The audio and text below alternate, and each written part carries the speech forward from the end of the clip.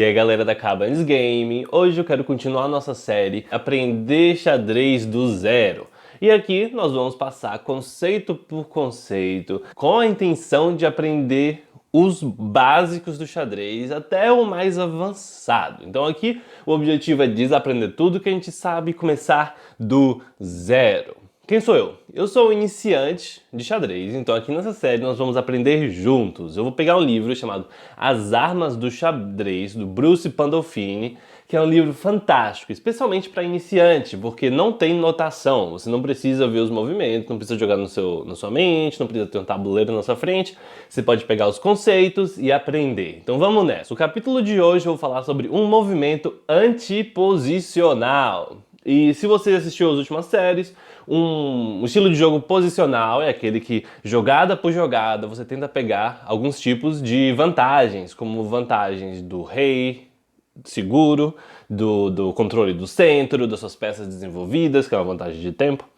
Então, se você pega essas vantagenzinhas, você consegue, no final, acumular uma superioridade estratégica. Então é o seguinte, o que seria o anti disso? Um movimento que quebra essas regras, um movimento antiposicional. Então, uma jogada antiposicional é um movimento que não é seguro estrategicamente. Então é o seguinte, no meio do jogo você tá lá, você viu uma tática às vezes, você fala, mano, essa tática aqui é muito boa, mas eu vou ter que quebrar algumas regras, alguns princípios posicionais. Às vezes vale a pena, porque às vezes essa vantagem de material que você consegue com essa tática pode valer a pena você ter uma desvantagem temporária estratégica. Então vamos nessa, vamos ver o que Bruce Pandolfini fala sobre isso. O movimento antiposicional não é como um blunder, que é uma jogada ruim, é uma gafe, né? Que você perde uma peça, você tem uma desvantagem muito grande. É um pouco diferente disso. O movimento antiposicional, ela viola a lógica do game, ela vai contra o flow do game. E normalmente é um movimento de peão que danifica toda a estrutura.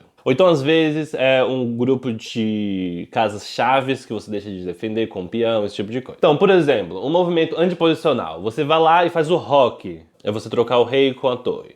Você supõe que você faça isso e depois você começa a mover os peões na frente do seu rei para deixar ele exposto. Então esse é um movimento antiposicional. Você acabou de castelar, quer dizer que você quer deixar o seu rei seguro, e depois você começa a mover os seus peões, o que pode deixar o seu rei exposto. Então é um exemplo da situação. Então, por exemplo, aqui as brancas estão bem defendidinhas ali, tudo bem seguro, enquanto as negras, ela foi lá e fez o movimento na frente do rei, no G6, e o rei dele agora está exposto. Então, ataques não são tudo.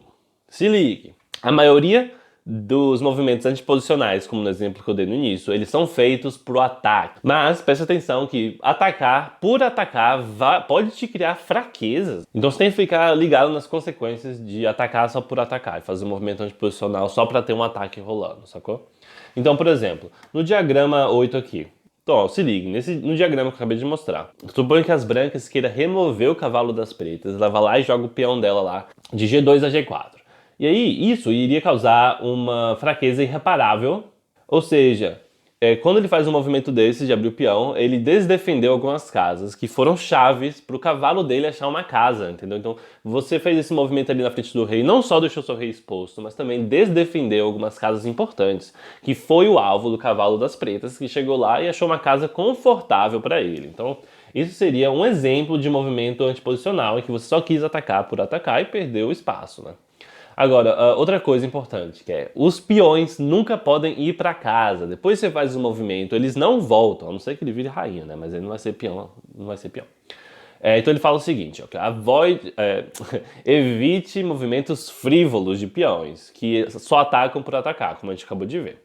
Ameace, se você quiser, mas tenha certeza de que você tem uma razão segura para cada movimento de peão. Então, antes de fazer um movimento de peão, você tem que fazer aquele cálculo mental para ver como é que o jogo vai se tornar. Se ele capturar, se ele não capturar, se ele usar as casas que você deixou abertas agora. Então, você tem que sempre calcular, ver quais são os perigos, fazer esse tipo de pergunta, como a gente fez naquele vídeo de análise.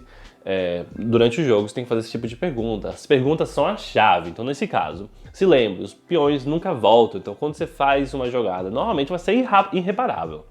Mas, com sorte, vai ser irreparável ao seu favor, né? Os peões nunca podem recuar, né?